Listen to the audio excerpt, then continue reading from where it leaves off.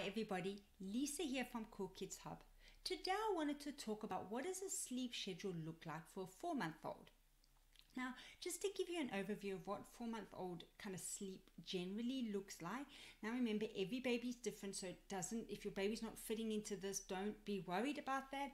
It's just to give you a general overview, because around the 4-month mark, you'll start to see your baby's sleep pattern change, and this is because their sleep cycle starts to mature at this age, and you'll often hear parents talk about this dreaded 4-month sleep regression.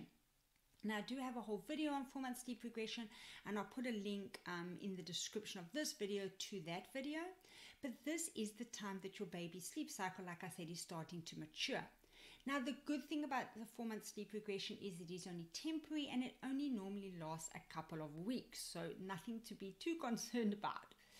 Now, around the 4-month mark, your baby is also starting to become a lot more interactive. They're starting to become a lot more aware of their surroundings, and you'll find their daytime sleep is becoming a lot less. Generally, babies will still be waking up for a night feed, 1 to 2 feeds. Generally, an exclusively breastfed baby will still be waking up even up to 9 months old. But bottle-fed babies do tend to sleep for longer stretches and wake up less, so they might actually drop those night feeds completely around the 6-month mark. Now, if you're wondering how much sleep should your 4-month be getting, generally at 4 months they need between 14 and 16 hours of sleep.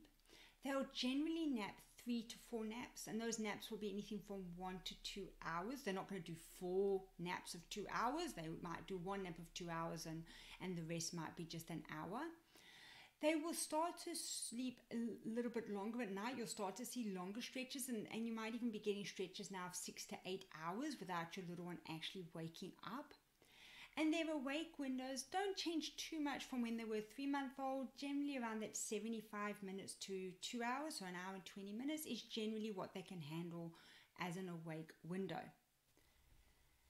So before we get into what does a sleep schedule look like for a 4-month-old, I just want to talk about how do you create what are some tips for creating healthy sleep in your 4-month-old? Well, the first tip is to make sure that you give your little one daily tummy time. Because at this age, like I said, is when they're starting to become much more interactive. They're starting to learn new skills, of which rolling over is one of them. And sometimes this can disrupt their sleep.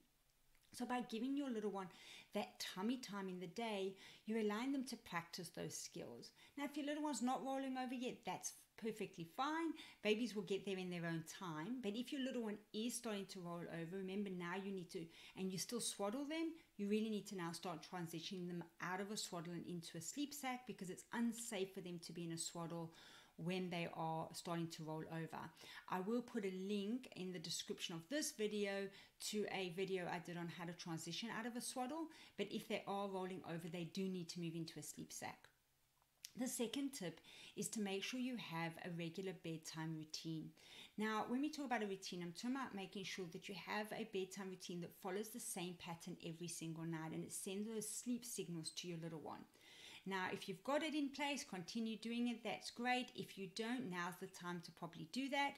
And really what you want to do is, like I said, create this consistency of the way things happen. So you might give your little one a bath, then a little gentle massage, put them into their pajamas, give them a final feed, then a book or a lullaby, and then down for bed. And you follow that same pattern every night. This gives your little one the signals that it's now time for sleep.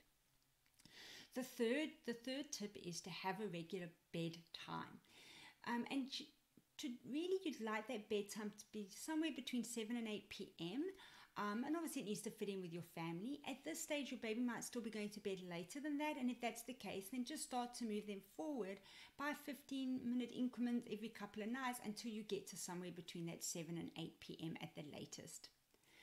Then the fourth tip is to make sure you have a routine for naps as well. So what I mean by that, well, just like you have a bedtime routine, you have this pattern that, is followed so your baby knows now it's time for bed.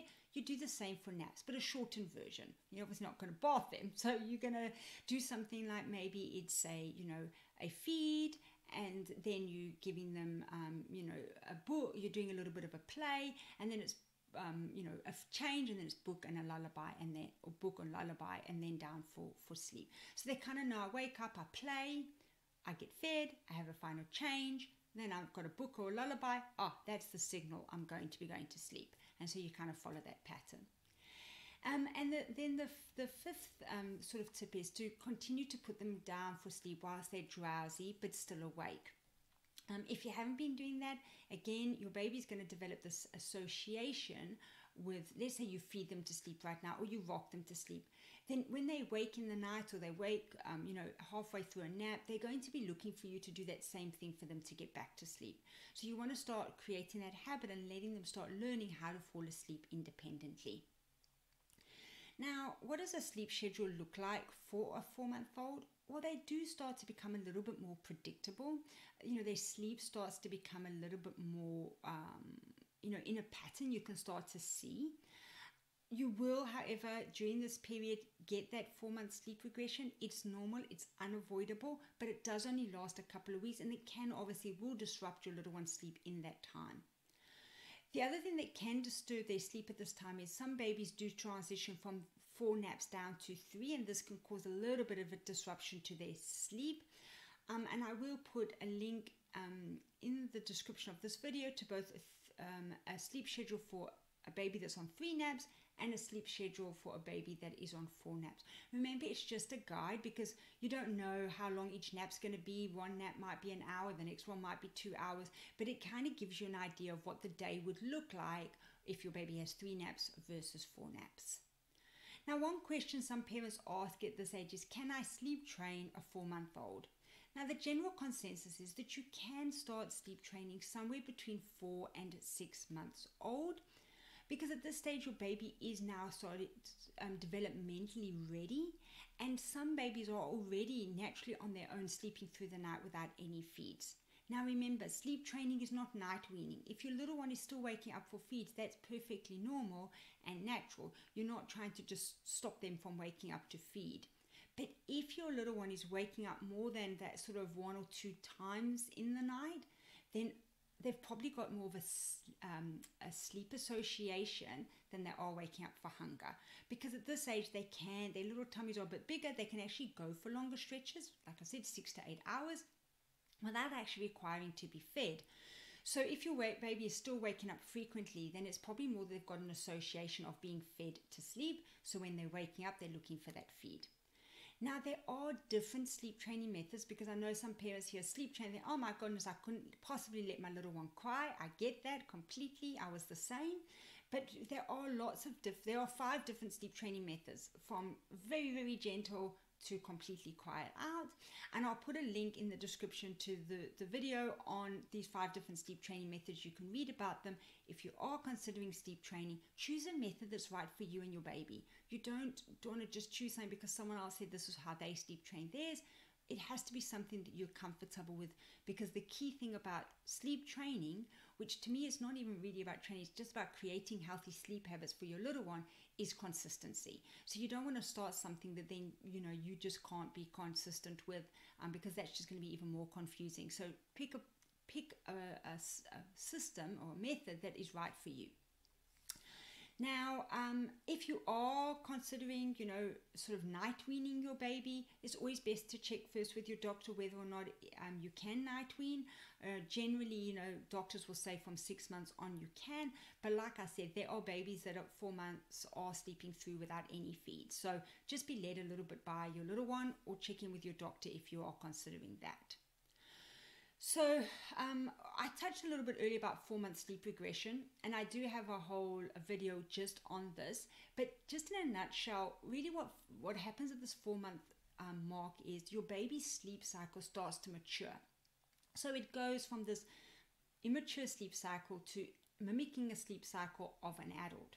So a baby's sleep cycle really has 2 stages, and their sleep cycles generally last for 40 to 50 minutes, where an adult sleep cycle has 4 stages, and our sleep cycle is 90 to sort of 100 minutes. So what this means is when your baby, and every baby, this will happen, it's a natural development. So you can't even think of it as a regression, it's a progression, because it's got to happen as part of your baby's development. when their sleep cycle goes from this immature to this sort of more mimicking an adult sleep cycle, your baby is spending more time in that light sleep stage, and this can cause those frequent night waking, which when parents say, oh, my baby was sleeping so well and now they're just waking up so much, it's because their body's getting used to this new sleep cycle. And once they get used to them, they settle down, then like I said, they will go back to sleeping how they did. Now, one word of caution is, if your baby was a bad sleeper before 4 months sleep regression, they're probably going to be a bad sleeper afterwards, unless you start to take some steps, creating those healthy sleep habits, putting them down drowsy but awake.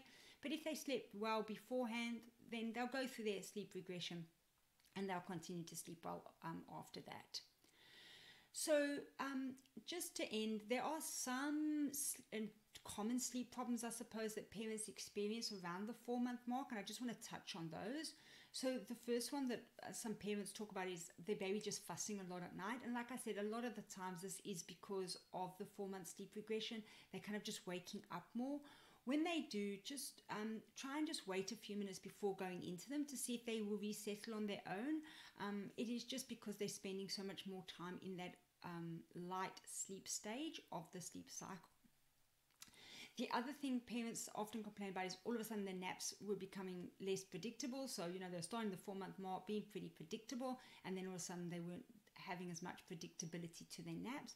And this is often because at this stage babies will tend to be ready to drop a nap and go from 4 to 3, and so obviously this kind of then makes their naps all over the place, and they might not quite need as much day sleep as they were and having short naps. So just have a look at that. Your baby, if they're showing those signs that they're ready to drop a nap, then it might be time to transition them from sort of 4 down to 3 naps. The other one is that some parents say the little one's just struggling to fall asleep. Again, this can happen especially in that transition of naps, because they can get a little bit overtired. They're kind of fighting that sleep. They don't quite need it, but they still need some sleep. Just look out for those tired signs. Still be making sure you're getting your little one down, even if it's sometimes just for a cat nap, so they're not overtired, because when they're overtired, that's when babies really struggle to fall asleep. Somehow when we're really tired as adults, we fall asleep no problem, but babies, they don't, and if they're overtired, they really can't sleep. And then like I said, they with that fussing at night can sometimes also come these increased night wakings, which is really related again to this 4-month sleep regression. It will pass in a couple of weeks, so don't stress too much about it. Try and treat them the same. If they wake, it's not the time for lots of interaction. Keep your interactions to a minimum. Don't turn on the lights and make it loud. You want to kind of stick to whatever you were doing beforehand, because what you don't want to do is create habits that then becomes hard to break. So you don't want to just keep feeding them to get back to sleep. If you were only feeding them once or twice and now they're waking up 4 or 5 times, don't just keep feeding them. Settle them and put them back to sleep. And really those are some of the kind of common sleep problems that parents will find around the 4-month mark. So that's it for 4-month sleep schedule. Like I said, there's a few things and resources and other videos that I've spoken about in this video, and I'll put the link to those all in the description to this video. That's it for today. Thanks. Bye for now.